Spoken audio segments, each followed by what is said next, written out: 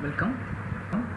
Myself Prakash, Assistant Professor, Department of Mechanical Engineering, Ayurveda College of Engineering, Madurai. I am going to present on topic of environmental and sustainability on additive manufacturing with its case studies for International FDB on environmental and sustainability conducted by DYB Patil College of Engineering, Agrudi, with sponsored by UNESCO Chair on Open Technologies, Open Education for a Better World. So this is my progress. Week 1 I created the video related to what is meant by prototype, how we can fabricate the prototype, what is meant by additive manufacturing and its types, process chain, materials and then plastic and its effects. In week 2 I create the video related to applications and the future scope of additive manufacturing, ASTM standards for additive manufacturing.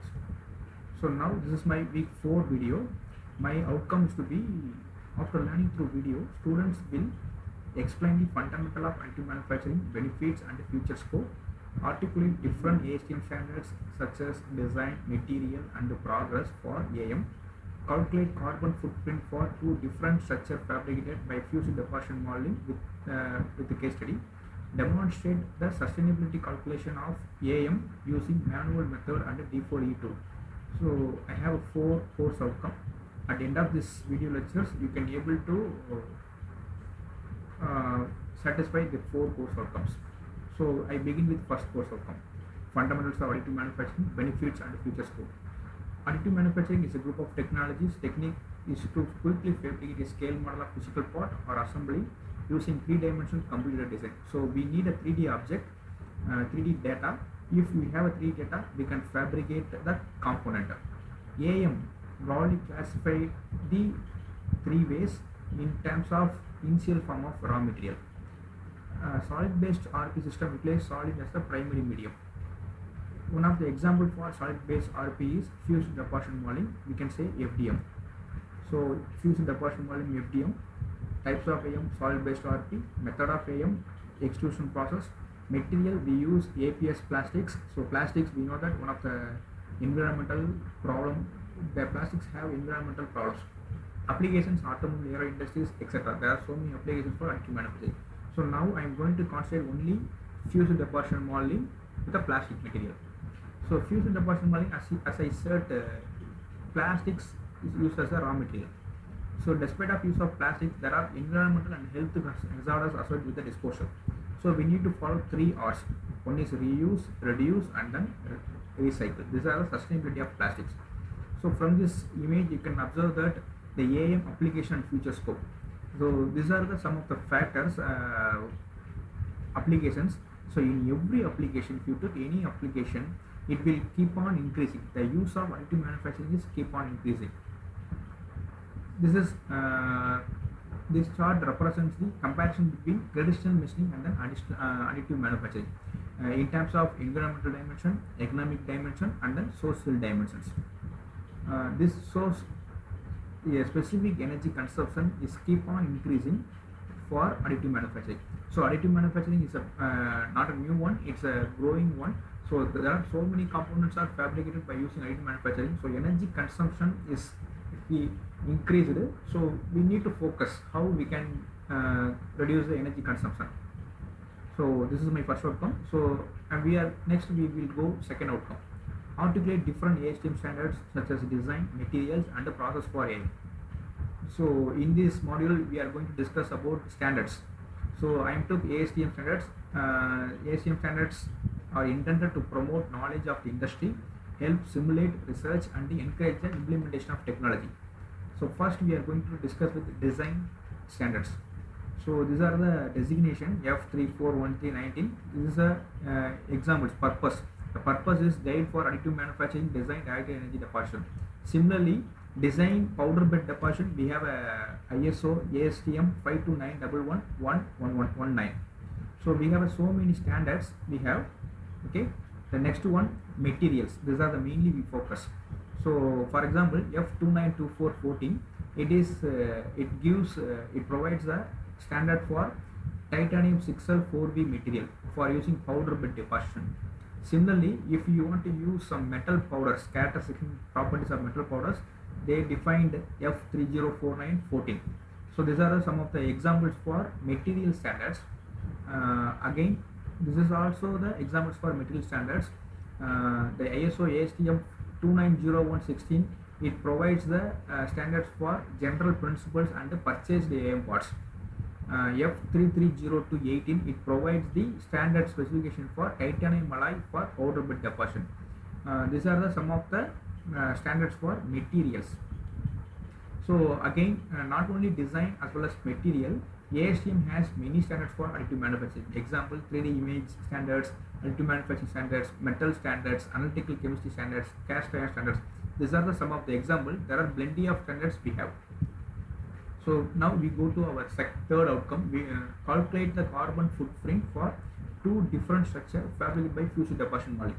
So I want to say one thing. Additive manufacturing has growing industry, but there is minimum research for carbon footprint calculation. So I'm using this presentation only for reference journal paper.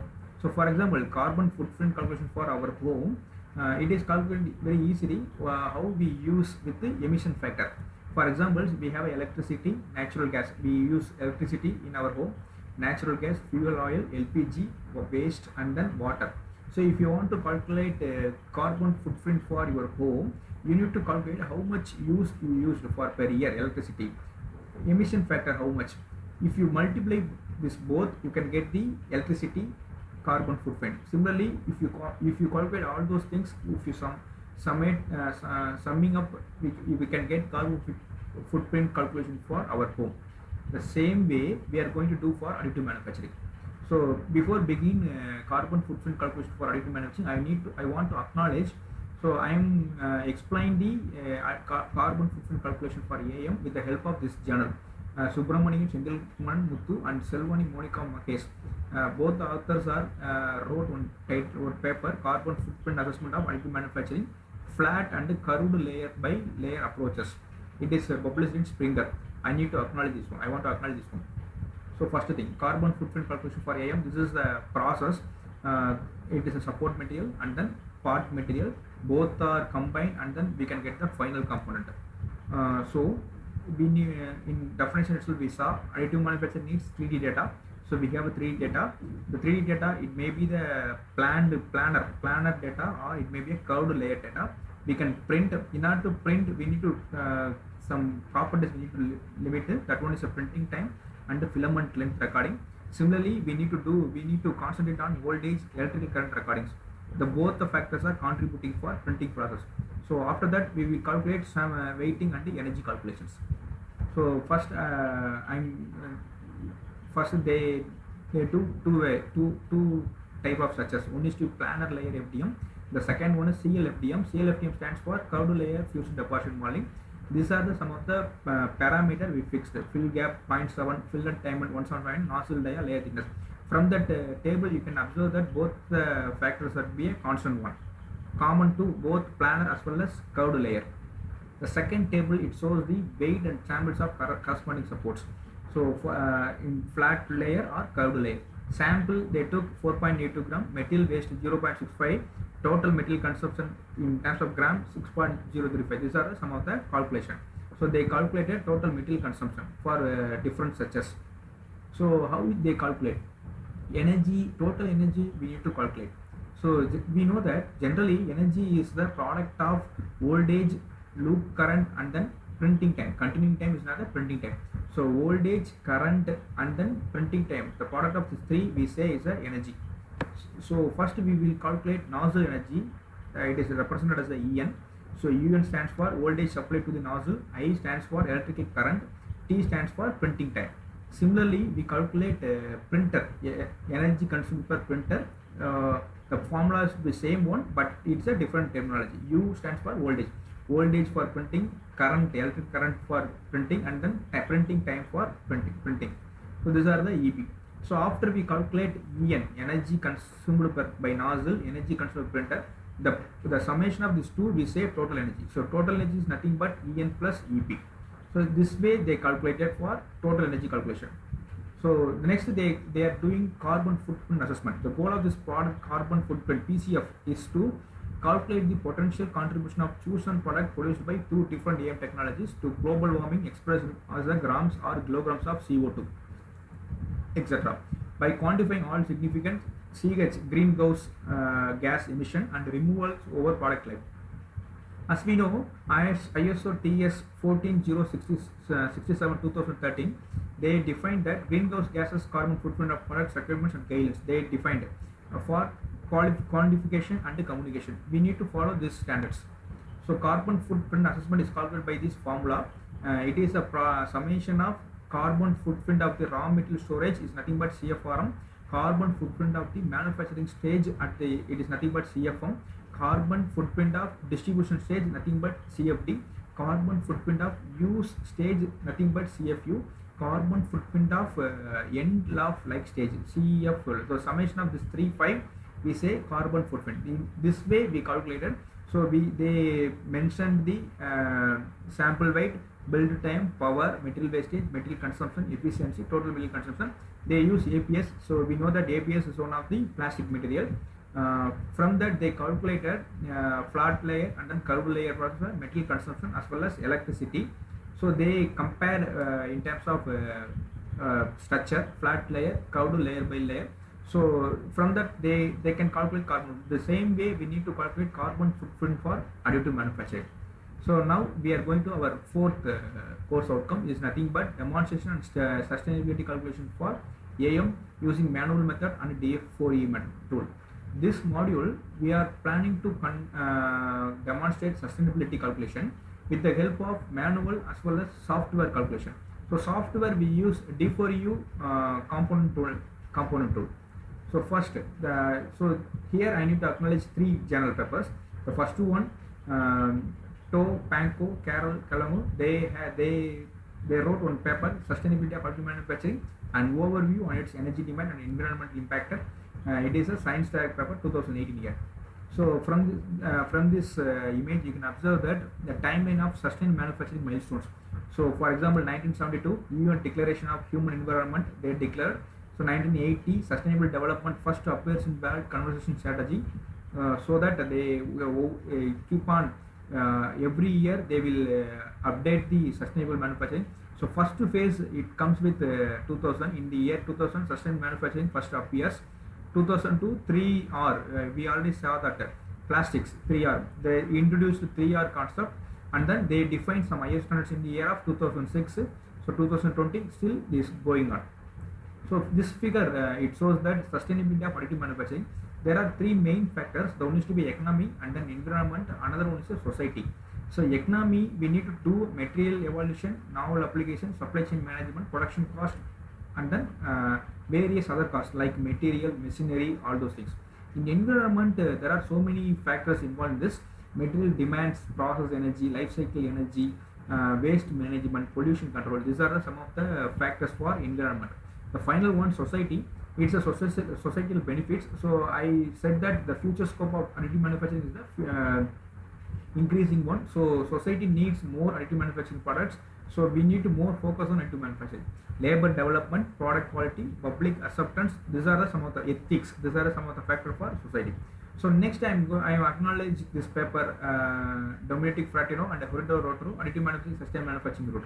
From this paper we can observe that how we need to calculate sustainability in manual way. So sustainability assessment indicator is calculated by this below equation.